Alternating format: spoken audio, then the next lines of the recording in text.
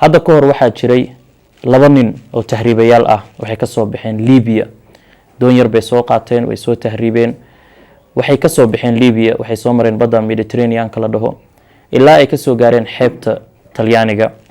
markii ay xeebta soo gaareen iyagoo aad u faraxsan aad markino ii sheeg aaminay inay noloshii Afrika ay ka baxeen oo nolol fiican u bilaaban doonto waa taqaani dadka tahriibiyaalka maskaxdooda wax ku jira waxaa jirta marka diyaarad dushooda mareysay oo waday dibiyaal ama lo sida loo yaqaano diyaaradii baa waxaa la dhahay waxaa ku dhex furtay hal dibi marka way celin waayeen dadkii meesha ku jiray diyaaradii waday way soo fasaxeen waxay arkeen inay badda korkeeda marayaan wax dhibaato leh oo badda isaga ridi karaan dibigi suusan iyagu u qalibin markii ay soo fasaxeen baa nimankan iyagan aan warba ka heenin waxa korkooda soo socda baa waxa ka soo dul dhacay dibigi marka doontii ku dul dhacay iyagoo dhan biyaha ku quuseen waxa soo gaaray qolooyinka waxa soo gaaray ka hortaga markino dadka badda ilaaliya way badbaadiyeen way xareeyeen marka xabsi ayay geliyeen labadii nin waxa lagu dhahay labadii nin idinka hadaa rabtaan soo tahriibe maxay u soo kaxayseen dibigan miskiinka ah oo aad ula soo tahriibteen oo noloshiisa u haligteen insha Allah ta'ala walaalayaal maanta waxaan rabaa inaan wax yar ka iraahdo ka warqab miraha aad maskaxdaada ku abuureyso inkastoo jirka bini'aadamka oo dhami uu u baahan yahay nafaqo oxygen biyo haddana maskaxdeenu waxay u baahan tahay quudin intaa dheer sida uu jirkeenu ugu baahan yahay cunno isu dheelitiran hawo wanaagsan biyo nadiif ah maskaxdeenuna walaalayaal waxay u baahan tahay hadallo wanaagsan xuska alle hadallo dhiirigelin ah maskaxdeenu walaalayaal waa sida warshad ama beer taas oo wax soo saarkeedu uu ku xiran yahay cidii wax ku abuurta waxa lagu abuurayo bay'ada iyo mujtamaca kugu hareereysan haddii uusan qofku u fiirsanin waxa uu maskaxdiisa quudinayo cidda uu la saaxiibayo cidda uu wax ka dhageysanayo cidda maskaxdiisa wax ku shubaya haddaba qofkaasi wuxuu noqdaa mid noloshiisa ku dhammaysta guuldaro fulaynimo mid aanan nolosha heer ka gaarin tusaale haddii aad mar walba ku dhex jirto dad hoos kuu dhigaya ku oranaya wax ma qabsan karaysid wax ma baran karaysid jaamacadda ma dhammayn karaysid buuggaas ma qori karaysid ma noqon karaysid qof dadka hogaamiya ogow dadkaasi waxay maskaxdaada ku abuurayaan cabsi waxay ku abuurayaan guuldaro waxay maskaxdaada ku abuurayaan coos ma laga yaabaa beer lagu abuuray coos iyo tiitiin inuu ka soo baxo cinab iyo tufaax dabcan jawaabtu waa maya haddii ay saaxiibadeena yihiin kuwa aan nolosha guul ka gaarin kuwa aan khayrka u degdegin kuwa bilaa farxad ah kuwa aanan isku kalsooneen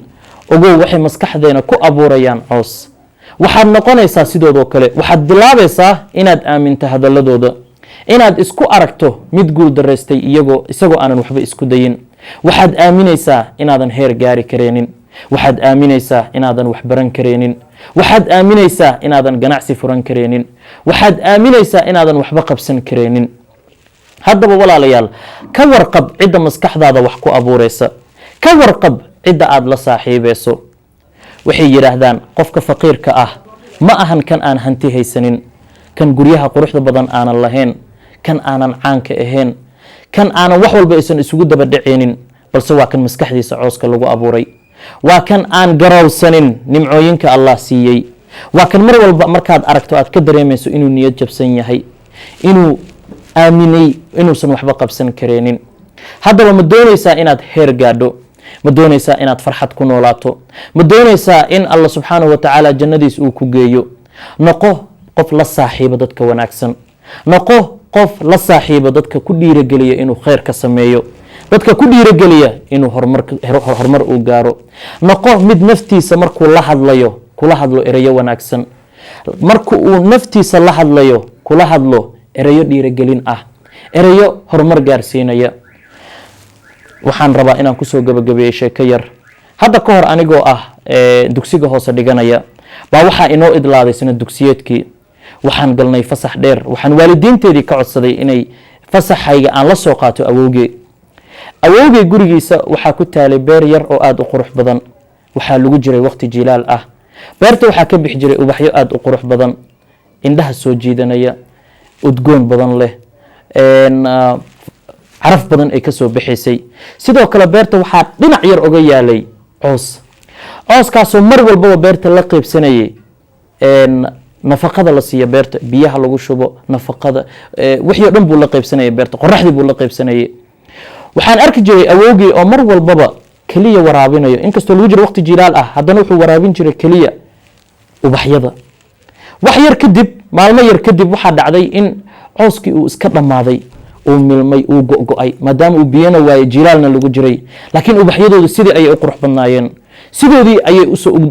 udgoon badnaayeen, sidoodii ayay u caraf badnaayeen. waa sidaasoo kale maskaxdeena, haddii mar walba aad ku waraabiso erayo hore kuu kaxeynayo, erayo alla subxaanahu watacaala kuu dhaweynayo, erayo niyadda kuu dhisayo, waxaad noqonaysaa qof faraxsan, iyadoo ay agagaarkaago dhan ama ay kugu wareegsan yihiin dhibaatooyin fara badan, iyadoo aad imtixaankii ku dhacday, iyadoo aad guuldareysatay, iyadoo uu ganacsigii kaa guuldareystay, ayaa haddana waxaad ahaanaysaa qof isku kalsoon, qof farxad badan, qof samir badan, qof aaminsan in alla subxaanahu watacaala badal khayr qaba uu siin doono. waxay yidhaahdaan inagu ma kontarooli karayno waxa inagu dhacaya, imtixaanka aynu ku dhacayno ma kontarooli karayno, ma kontarooli karayno inaan ganacsigeena aan ku guuldareysanayno, laakiin waxaynu kontaroolkeeda leenahay qaabka aan maskaxdeena uga dhadhacsiino, qaabka aan maskaxdeena ugu sheegno in tan aysan ahayn tii soo idleynaysay nolosheena, in ay tan noqon doonto mid guul inoo horseeda. haddaba walaalayaal, aynu noqonno dad insha allahu tacaala, aynu noqonno dad horumarkooda la saaxiibo dad wanaagsan si ay horumar u gaaraan. waxaa sidoo kale alla subxaanahu watacaala walaalayaal inoo wada weydiinayaa inuu jannadiisa firdows ina geeyo. waxaan alla subxaanahu watacaala walaalayaal inoo wada weydiinayaa inuu raxmadiisa inoogu irsaaqo, in muraadkeena inoo sahlo. hada wabillahi towfiiq, wassalaamu calaykum waraxmat ullahi tacaala wabarakaatuh.